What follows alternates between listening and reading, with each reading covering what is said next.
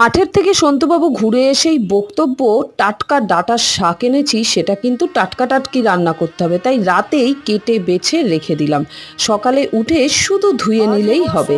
এবার পোস্ত, কাঁচা লঙ্কা খুব ভালো করে বেটে নিয়ে কড়াইতে সর্ষের তেল দিয়ে রসুন ফোড়ন দিয়ে লাল লাল করে ভেজে নিয়ে ডাঁটা আলুটা দিয়ে দেব। নুন হলুদ দিয়ে মাখিয়ে ঢেকে রাখবো প্রায় 10-15 মিনিট।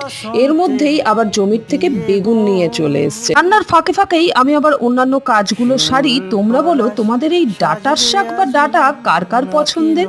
আজকে শুধু গাছের ফল আর সবজি, ডাবও পেরেছে জানো তো। ডাবটা না খুব মিষ্টি।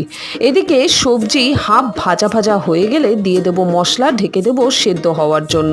নামানোর আগে লেবু পাতা দিয়ে গরম গরম ভাতের সাথে খেয়ে বলো তো কেমন লাগে। এবার ডাবের শ্বাসটা খাওয়ার পালা।